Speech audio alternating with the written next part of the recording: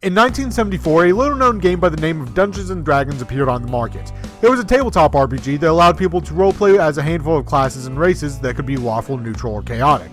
With only a $2,000 budget and great reliance on another board game by the name of Outdoor Survival that you had to own to understand Dungeons & Dragons, D&D was a game where almost anything can happen, though it had its drawbacks. There was a lot of time and effort required to start a game, and you had to put in a few hours before you could get much enjoyment out of it. However, only 3 years after the initial release of D&D, a new version, commonly known as First Edition, was published, adding more features, a stronger alignment chart, and several new classes. It was safe to say that D&D could stick around for quite a while. And now here we are, almost 50 years from that original release. Currently, we're in 5th edition, with what will be 60 arriving just in time for the 50-year anniversary. And to celebrate, I have an announcement. Over the course of the last couple of years, my friends and I have been working on a little project that we call the Shattered Dice Podcast, a D&D podcast where we will be playing various campaigns. At current, the plan is to release a new episode every 2 weeks on a separate channel that will be linked in the description below. We'll also be randomly playing one-shots where we try out different things, like playing D&D where most of the roleplay opportunities come from fortune cookies. I'm not joking, we did that.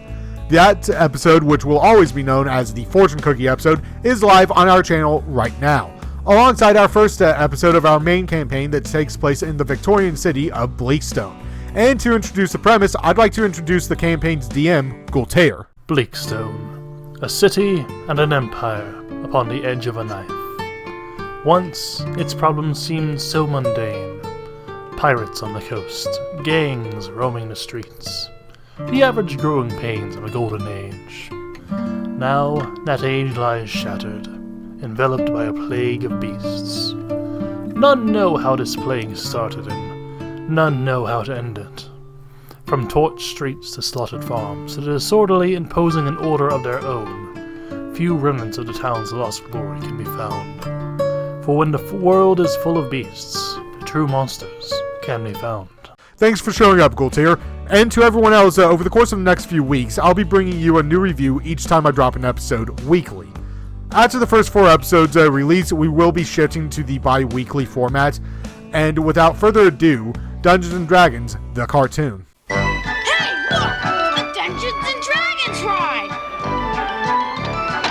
Back in the 1980s, in the midst of the Satanic Panic, Christian organizations and parents spread the idea that the rising popularity game was using fantasy to draw children in to become Satan worshippers. Games like Dungeons & Dragons were luring kids to devil worship. Now, the Satanic Panic of the 1980s is a fascinating piece of history that I do not have time to get into here. But TSR, the company that owned D&D at the time, decided to combat the negative reputation they were receiving in what might be the funniest way they could have. Yes, they decided to partner with Marvel Productions and Toei Animation to produce the Dungeons & Dragons cartoon. With a total of 27 episodes across 3 seasons consisting of 13, 8, and 6 episodes respectively, the show would be cut 1 episode early on a cliffhanger. Fortunately for fans, this was only the end of the show proper. As a whole 35 years later, the series finale would be animated by fans with the audio drama of the series finale, Requiem. Now, with that information, you kind of expect the show to be good, and when I first went into the D&D show, I had middling expectations. It was a show from the 1980s after all, and for every TMNT or Transformers, you would get shows like Rubik, The Amazing Cube, or Camp Candy. Now let's take a look at the characters. We have 9 main recurring characters. Hank, our ranger and leader. Eric, the cowardly, jerkish cavalier. Diana, the athletic acrobat. Yeah, she's the one with the least focus early on. There's also Sheila, the thief, who much like my first rogue, never rogues. And her younger brother Bobby, the barbarian, who is a typical act first, think rarely type. Our team mascot, Uni, the unicorn, and the ever-elusive Dungeon Master makes up our good guys. Beware, young adventurers. Wait, Dungeon Master, you can't just leave us I hate it when he does that. I think it's neat. On the other hand, our main villain is the dark wizard Venger, who is constantly trying to obtain the magic items our team of misplaced heroes carry. Each episode follows our wayward heroes as they try to find a way back home, usually ending up coming face to face with Venger or one of his minions as they try to claim the magic items so that Venger can defeat the Dungeon Master and become ruler of the realm. And this battle has been going on for hundreds of years. Our group also isn't the first set of people that the DM has sent off on a quest to defeat Venger. Yeah, they never returned home. On their journeys, our party comes across many quests such as helping a cowardly knight to perform an act of courage and save his son, while they had to kill a beholder. Or they have to save their unicorn mascot from an evil sorcerer that's stealing horns from unicorns to circumventure. Each character does eventually get their time to shine, and oddly enough, the first episode chooses to focus mainly on just one party member as opposed to the entire team. Presto, the wizard, who doesn't know how to use his magical abilities. Able to pull anything out of his hat though, is about as accurate in what he needs in any situation as a D20 if half the sides were ones. The second and third episode focuses more on the party as a whole, however, as they meet Sir John while tasked with the murder of a beholder, followed by the team having to recharge their magical items.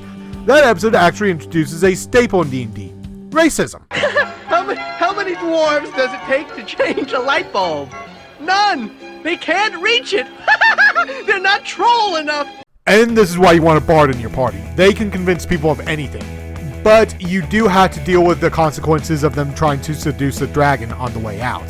The Hall of Bones is also the first introduction to the shadow demon that serves Venger, who is my favorite villain for the show. The reason why is because he just has a good voice and serves his role well. Oddly enough, before any of our main heroes gets more light shined on them, it's the mascot Uni that gets some development alongside Bobby. But the episode Valley of the Unicorns is an episode dedicated to giving the unicorn some time in the light. When Uni gets captured and we learn that unicorns can teleport, Uni, after seeing another adult unicorn, manages to pull off a very short form teleportation mere seconds after learning that she could. They even give this ability a limit of only once per day, a bit arbitrary, but they're trying to keep the show somewhat possible in the actual game. By the way, in that episode, Presto decides to call upon Venger to stop Kellic, the episode's villain, and Venger only decides to help because Kellic had the gall to say that he was stronger than Venger. This results in imprisonment and likely torture before a painful death. The fifth episode actually throws a curveball into the story, where you would start to recognize the patterns of each episode, having a problem show up while the kids search for a way home before the DM would show up and point them in a direction to either help them or send them on a new quest.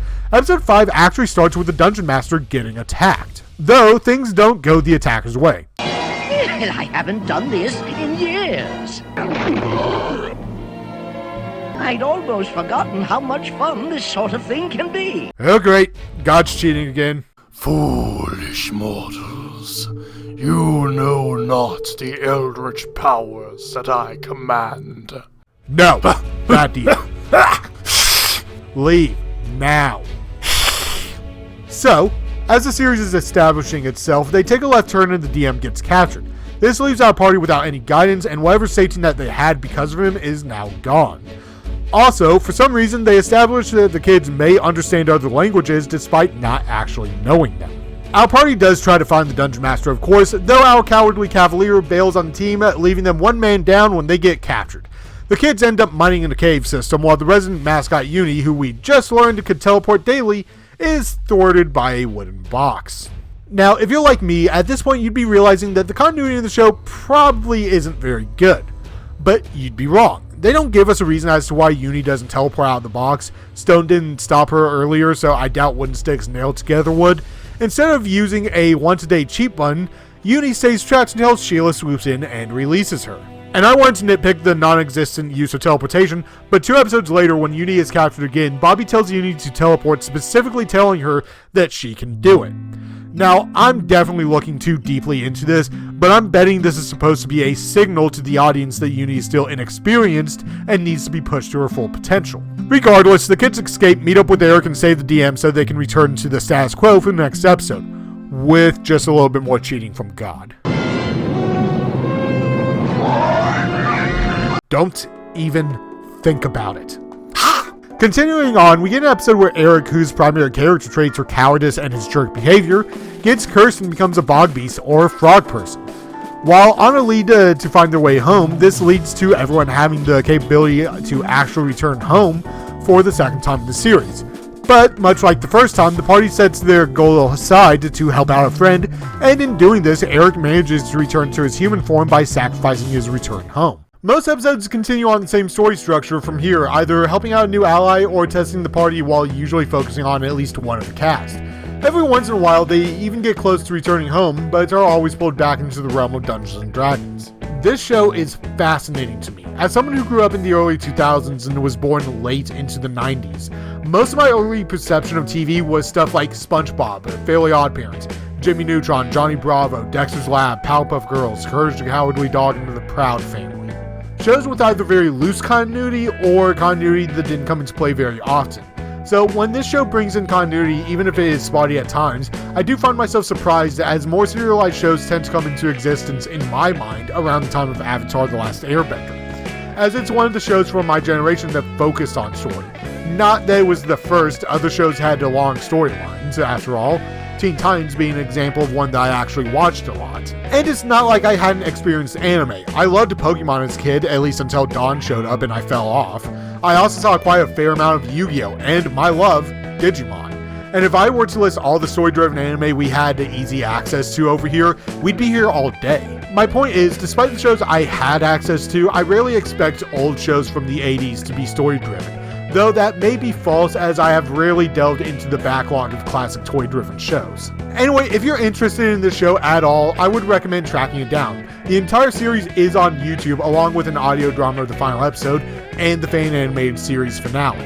If you want a quick list of episodes, I would recommend you check out the episodes 3, Hollow Bones, 6, Beauty and the Bog Beast, 8, Servant of Evil, and 9, Quest of the Skeleton Warrior, all from the first season, which is what I'm mainly focused on for this video.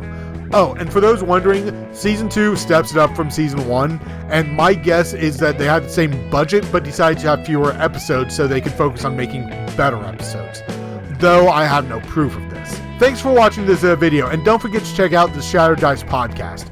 Like, comment, subscribe, because I'll be back next week with another trip into the realm of Dungeons & Dragons. Oh, and you may want to bring a snorkel.